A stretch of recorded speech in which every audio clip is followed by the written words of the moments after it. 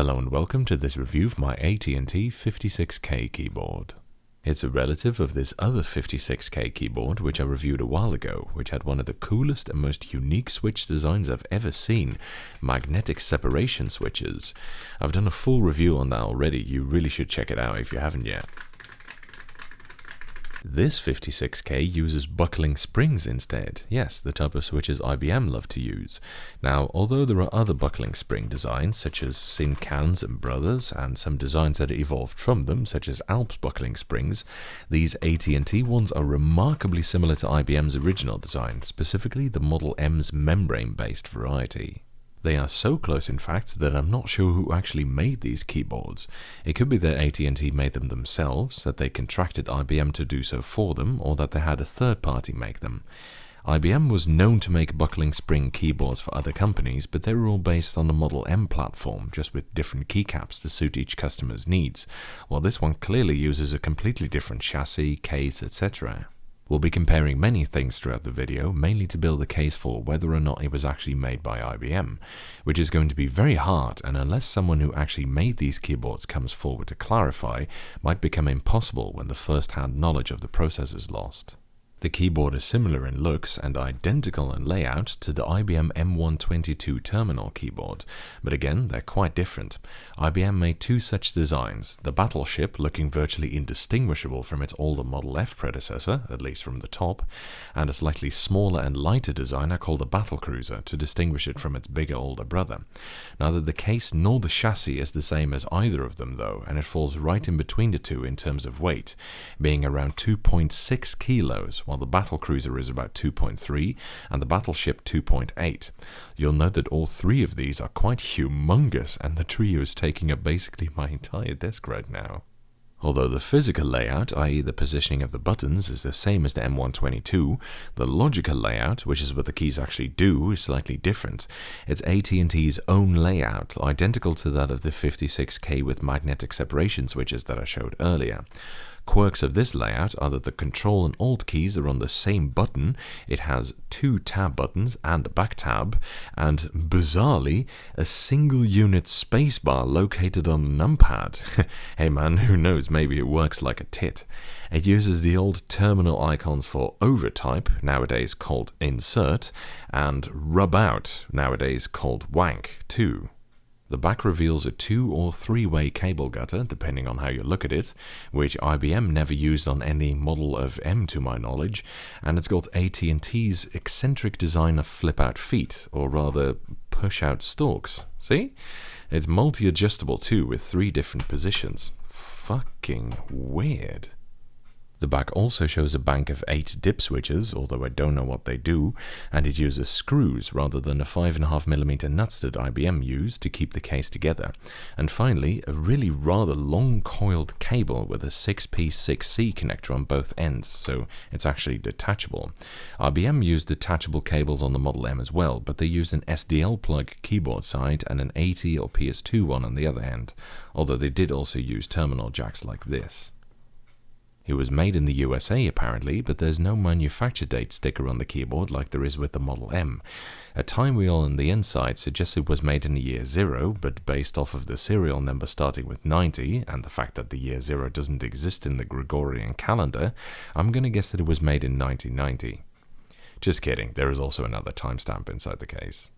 The keycaps are 2-part dye-sublimed PBT, just like IBM's, and they look nearly identical. However, if you look closer, you can see that the things in the corners aren't as rounded, the color of the plastic is slightly lighter, and the slot in the inner keycap for the upper keycap to hold onto is longer.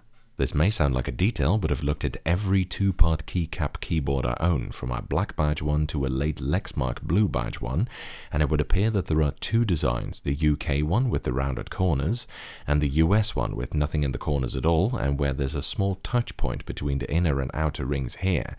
However, the AT&Ts are different from either design. They are 2-way compatible though, the AT&Ts work on the IBM and vice versa. The caps use a different typeface. It seems pretty close to Helvetica, but is rather bold and italic. But that doesn't mean anything. IBM could have easily provided a different font if AT&T bought them through them. Dye sublimation is a fairly adaptable process, so this would have been a piece of piss to do. Note that the keyboard also comes with some double die sub keycaps too, such as the Control-Alt buttons, the 1 bracket, bang cent, and 6 circumflex keys. The flippers, the thing that actuate the switches when the springs on top of them buckle, are very subtly different as well. As you can see on these pictures, the slits on the inside are ever so slightly different in shape. This embossed circle is inside out, and the mold markings used are not the same either.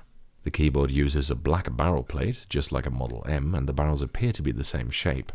I've been told both also did white barrel plates. When viewed side by side, the two appear to have a different texture, swirling versus glossy versus matte, but unfortunately I couldn't really find a clear common difference, so I'll leave it at that. Both still use a curved assembly with a metal backplate held to the barrel plate with melted plastic rivets. This one's backplate is spottier than a leprotic leopard, but all the rivets except for one are still there. The PCB and especially membranes are also different, which I think is pretty significant actually. The pegs that the assembly hangs in appear to be identical to IBM's though. As you can tell from the discoloration, it uses an ABS Spacebar. Now, that might sound very un-IBM, but IBM UK was known to do that on their Model Ms for a while as well. It has something to do with the ground they attach to the bottom for discharging the operator. Considering people were using CRT monitors back then, which are essentially electron cannons aimed straight at the user, people could easily accumulate static charges, so a ground on your keyboard was thought to be a good idea. This one lacks the actual grounding wire though, and it's not one piece, but it uses an inner keycap, both of which are very un-IBM. The spacebar in this one sounds like a fucking 12 gauge, by the way. Listen to this. The stabilizers are all wire-based. By 1990, IBM itself had stopped using wire stabs in favor of rod ones, which personally I don't consider to be as good, but whatever. Again, it's really difficult to say anything about whether this is an indicative production difference or not. One thing that's perhaps rather un-IBM is the fact that this thing has massive trouble working. Keys hanging constantly and sometimes have difficulty registering, but worst of all is that the board ghosts like hell. And by that I don't mean the rollover thing companies nowadays would let you believe it means, but actual ghosting, as in it registers keys that you're not even pressing. In truth, the Bally is barely even usable in this condition. Actually, I've never seen an M that wasn't completely dead fuck up this badly. Ben, aka ngCoder, made me this converter box for use with these AT&T boards. It also works with the MagSet board. It's possible that the converter is the thing that's fucking up here, of course, but for the MagSet board at least it worked fine, although they're two completely different keyboards, of course. By the way, Ben also brought me in contact with the seller of this keyboard, proxied it for me, and helped me out tons with this review as well, by providing info and pictures and stuff so I can compare parts between the AT&T and IBM, so thanks again, mate. Perhaps the most convincing evidence for the case that AT&T made these keyboards themselves is that AT&T filed a patent for an updated version of these switches in 1988, just before this keyboard's apparent birth date. The patent describes IBM's own buckling spring patents by Richard Hunter Harris and Edwin Coleman, and the AT&T design appears to be completely identical except with the addition of a little sponge in the bottom of the spring, which was added to suppress the ringing sound that normally accompanies buckling spring keystrokes. As they put it, the buckling spring in operating the switch mechanism generates a substantial amount of acoustical noise, which grows in intensity and volume almost directly proportional to the speed of the typing by a keyboard operator. Many keyboard operators find the noise irritating and tiring. The noise may disrupt an operator's concentration and may lead to typing errors.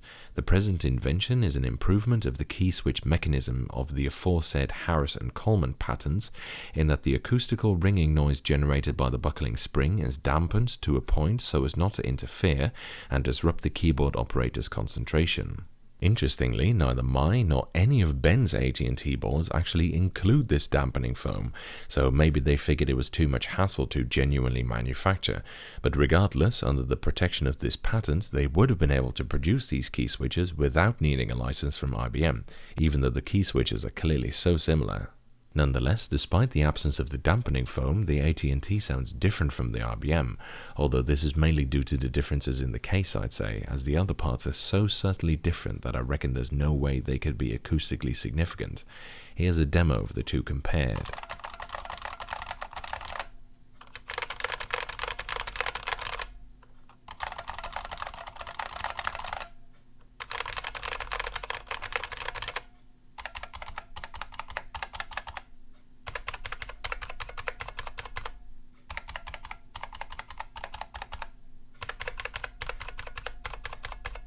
Given the available evidence, personally I lean towards a stance that AT&T made these keyboards themselves.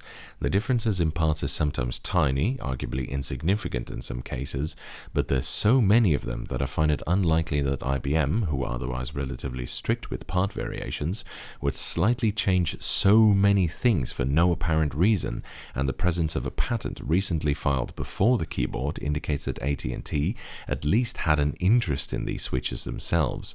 So I'm betting on AT&T, or at least someone other than IBM, making these boards, but hopefully someone who was there and knows for sure sees this film and can clarify some points to set the record straight. Overall, it's a nice board, very well made and robust, and nice to type on, but considering this one is so crusty on the inside, I think it might have suffered either catastrophic water damage or something else, because electronically speaking, this thing is fucking dead. And of course, water is a Model M's worst enemy. A shame, but still a very interesting addition to my collection. That's it for this review. Thank you for watching. I hope you enjoyed it, and following is a typing demonstration of me typing on this keyboard.